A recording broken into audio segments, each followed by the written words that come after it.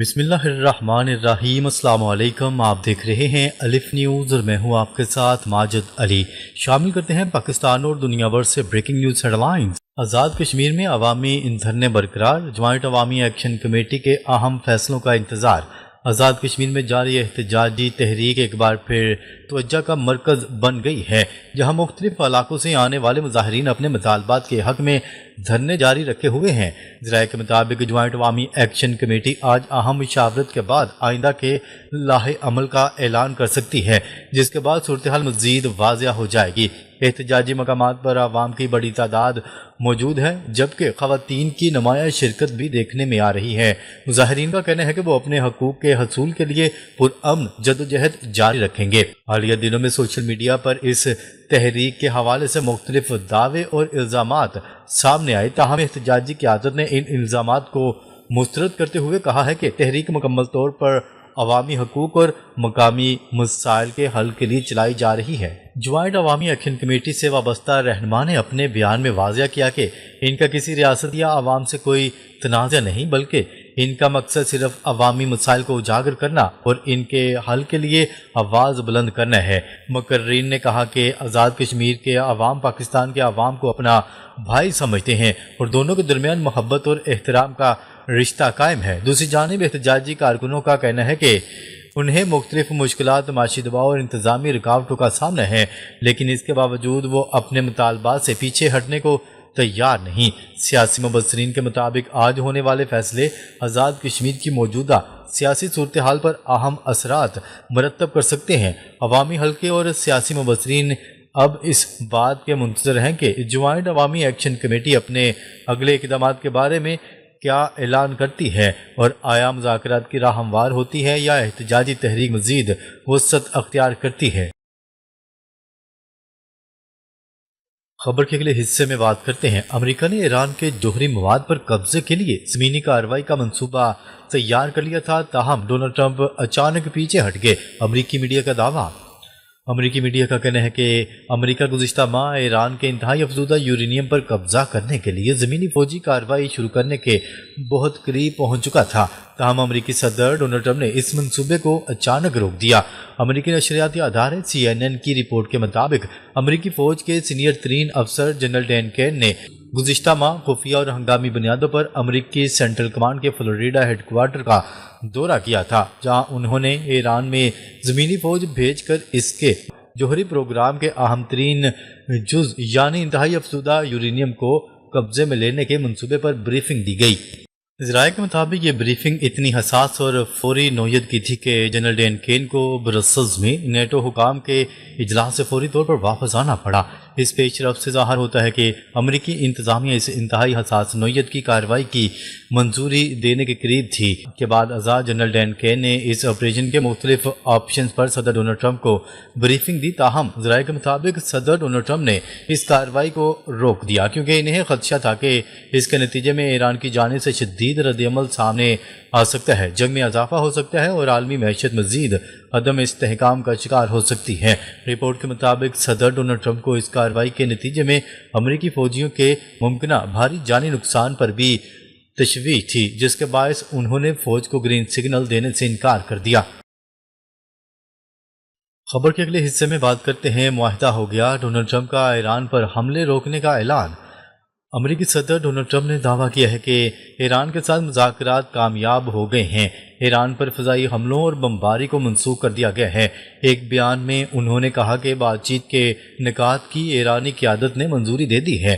امریکہ، پاکستان، اسرائیل اور دیگر اتحادی ممالک نے بھی نکات منظور کر لیے ہیں۔ سعودی عرب، متحدہ عرب امارات، قطر، بحرین، کویت، اردن اور مصر نے بھی منظوری دے دی ہے۔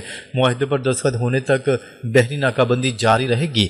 معاہدے پر دستخط کے وقت اور جگہ کا اعلان جلد کیا جائے گا۔ دوسری جانب ایرانی حکومت کی جانب سے تاحال صدر ڈونلڈ ٹرمپ کے معاہدے کے بنیادی نکات پر اتفاق رائے کے دعوے کی تصدیق یا تردید سامنے نہیں آئی۔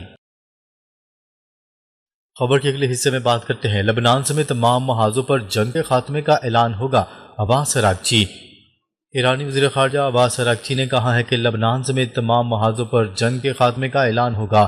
عباس اراغچی نے کہا کہ امریکہ کے ساتھ ممکنہ عبوری معاہدے میں امریکی ناکہ بندی کے خاتمے، آبنۂ ہرمز کو کھولنے اور خطے میں جنگوں کے خاتمے جیسے اہم نکات شامل ہیں۔ ان کے مطابق لبنان سمیت تمام محاذوں پر جنگ کے خاتمے کا اعلان بھی متوقع ہے، جبکہ جوہری مسئلے پر مذاکرات بعد کے مرحلے میں ہوں گے۔ عباس اراغچی کا کہنا تھا کہ مجوزہ مفاہمتی یادداشت پر ابھی دستخط ہونا باقی ہیں اور اس میں تبدیلی بھی ہو سکتی ہے۔ انہوں نے دعویٰ کیا ہے کہ امریکہ کے خلاف جنگ میں ایران فاتح رہا ہے اور عبوری معاہدہ دونوں ممالک کے درمیان اعتماد سازی کی جانب پہلا قدم ہوگا۔ ان کے بقول اگر یہ معاہدہ نہ ہوا تو جوہری مذاکرات بھی آگے نہیں بڑھیں گے۔ ایران کے وزیر خارجہ عباس اراغچی نے واضح الفاظ میں کہا ہے کہ کوئی اگر مگر نہیں، معاہدہ کرو، اس کے علاوہ کوئی راستہ نہیں۔ دوسری جانب ایرانی پارلیمنٹ کے اسپیکر محمد باقر کالیباف نے امریکہ کو وعدہ خلافی سے خبردار کرتے ہوئے کہا ہے کہ ممکنہ معاہدے کی کامیابی کے لیے وعدوں کی پاسداری ناگزیر ہے اور کسی قسم کا بہانہ یا پسپائی قبول نہیں کی جائے گی۔ ادھر ایران کے اعلیٰ مشاورتی و ثالثی ادارے کے رکن محسن رضائی نے دعویٰ کیا ہے کہ امریکی صدر ڈونلڈ ٹرمپ ایران کے 24 ارب ڈالر کے منجمد اثاثے بحال کرنے پر آمادہ ہیں، تاہم اس حوالے سے تاحال کوئی باضابطہ عوامی اعلان سامنے نہیں آیا۔ خبر کے اگلے حصے میں بات کرتے ہیں شہید آیت اللہ خامنئی کی تدفین جولائی تک مؤخر کر دی گئی۔ ایران کے دارالحکومت تہران کے میر علی رضا زکانی نے اعلان کرتے ہوئے کہا ہے کہ ایران کے سابق سپریم لیڈر آیت اللہ خامنئی کی سرکاری تدفین کی تقریب کو مؤخر کر دیا گیا ہے اور اب اس کے جون کے آخر یا جولائی کے آخر میں منعقد ہونے کا امکان ہے۔ غیر ملکی خبرساں ادارے کی رپورٹ کے مطابق نئی پیش رفت کے بعد آیت اللہ خامنئی کی آخری رسومات محرم الحرام کے دوسرے عرصے میں ادا کیے جانے کی توقع ہے، جو 26 جون سے 5 جولائی کے درمیان بنتا ہے۔ اس اعلان نے تدفین کے حوالے سے جاری کارروائیوں کو ایک نئی سمت دے دی، کیونکہ اس سے قبل اطلاعات گردش کر رہی تھی کہ تدفین محرم الحرام کے آغاز میں ہی انجام دی جائے گی۔ میئر تہران علی رضا زکانی کے بیان کے بعد واضح ہوا ہے کہ سرکاری سطح پر تقریب کے انتظامات اور سیکیورٹی معاملات کو مد نظر رکھتے ہوئے شیڈول میں تبدیلی کی گئی ہے۔ حکام کے مطابق تدفین کی تقریب میں بڑی تعداد میں ملکی و غیر ملکی شخصیات کی شرکت متوقع ہے، جس کے باعث تمام انتظامات کو حتمی شکل دینے کے لیے مزید وقت درکار ہے۔ تہران انتظامیہ نے تاحال تدفین کی حتمی تاریخ کا باضابطہ اعلان نہیں کیا، تاہم ذرائع کا کہنا ہے کہ مختلف سرکاری ادارے تقریب کے انتظامی اور سیکیورٹی پہلوؤں کا جائزہ لے رہے ہیں۔ اسی تناظر میں نئی تاریخ کا تعین کیا جائے گا تاکہ تمام امور کو مؤثر انداز میں مکمل کیا جا سکے۔ خبر کے اگلے حصے میں بات کرتے ہیں امریکہ کا اپنے ہرمز میں 2 ایرانی ڈرون مار گرانے کا دعویٰ۔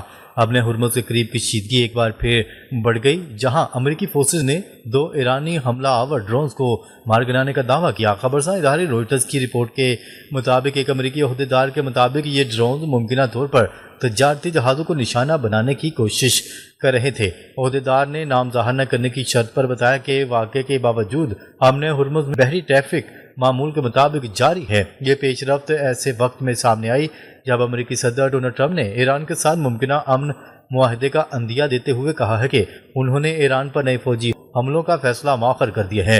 اوول آفس میں گفتگو کرتے ہوئے ٹرمپ کا کہنا تھا کہ ایران کے ساتھ جنگ کے خاتمے کے لیے اہم پیش رفت ہوئی ہے اور آئندہ چند روز میں معاہدے پر دستخط ہو جانے کا امکان ہے، تاہم انہوں نے اس حوالے سے مزید تفصیلات فراہم نہیں کی۔